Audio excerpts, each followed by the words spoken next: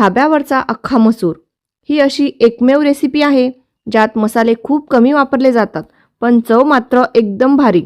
या भाजीची खरी चव ठरते ती मसूर किती छान शिजलंय आणि फोडणी किती परफेक्ट बसली आहे यावर। आज आपण पाहतोय पश्चिम महाराष्ट्रातील फेमस अख्खा मसूर। अगदी तुम्हाला ढाब्यावर मिळतो ना, अगदी तसाच चवदार, गावरान आणि झणझणीत ढाबा स्टाईल अख्खा मसूर स्टेप बाय स्टेप कसा करायचा तो पाहूया। नमस्कार, मी रसिका, रसूची रसोईमध्ये तुमचं सगळ्यांचं मनापासून स्वागत।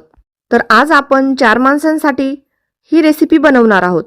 त्यासाठी इथे मी एक छोटी वाटी मसूर घेतला आहे। हा मसूर आपल्याला रात्रीच भिजत घालायचा आहे, म्हणजे सकाळपर्यंत छान असं फुलतो। तर मी इथे रात्रीच 1 वाटी मसूर भिजत घातलं होतं। जितका मसूर आपण भिजत घातला आहे तेवढंच आपल्याला कांदा घ्यायचा आहे।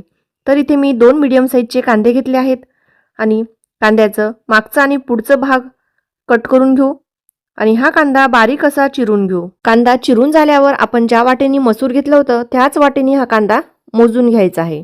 हे कांदे आपल्याला जेवढं बारीक चिरता येईल तेवढं बारीक चिरून घ्यायचं आहे।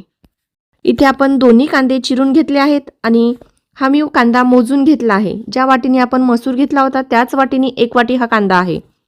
तर इथे आपण गॅसवर कुकर ठेवला आहे। कुकरमध्ये 2 पळी मी तेल घातलं आहे। तेल गरम झालं की यामध्ये कांदा घालूया। कांदा आपल्याला थोडं मऊ झालेलं पाहिजे, खूप जास्त गोल्डन ब्राऊन वगैरे नको।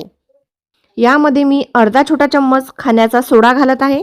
सोडा या कांद्यामध्ये घालताच आपण पाहू शकता कांद्याला कसा फेस येतोय आणि थोडंसं पिवळसर असं रंग आला आहे। आता यामध्ये मसाले घालूया। मसाल्यामध्ये फक्त लाल तिखट आणि हळद, बस एवढेच मसाले आपण या भाजीमध्ये घालणार आहोत। मसाले छान परतले गेले आहेत। यामध्ये भिजून ठेवलेले मसूर घालूया आणि एकदा मिक्स करून घेऊया। 1 वाटी मसूर घेतला होता तर 3 वाटी पाणी घालणार आहोत। त्याच वाटीने पाणी मोजून घेऊया। ही 1 वाटी, ही दुसरी वाटी आणि ही तिसरी वाटी। इथे मी 3 वाटी पाणी घातलं आहे आणि चवीपुरतं मीठ घालायचं। कुकरचं झाकण लावूया आणि मध्यम आचेवर 3 शिट्या काढून घेऊया। तर इथे आपण 3 शिट्या काढून घेतल्या आहेत। कुकर पूर्ण थंड झाला आहे आणि पाहूया मसुरा बघा किती छान शिजला आहे। इथे बारीक चिरलेली कोथिंबीर घालूया। फोडणीसाठी इथे मी फोडणी भांडं ठेवलं आहे गॅसवर। त्यामध्ये 1 क्यूब बटर घालूया।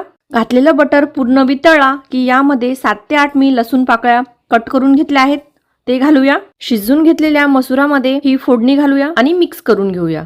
तर हा आहे आपलं पश्चिम महाराष्ट्रातील फेमस रेसिपी अख्खा मसूर। भाजीचं टेक्स्चर पहा किती परफेक्ट आहे, रंग, घट्टपणा जशी आपण अंबाबाईला जाताना हायवेवरच्या ढाब्यावर खातो ना, अगदी तशीच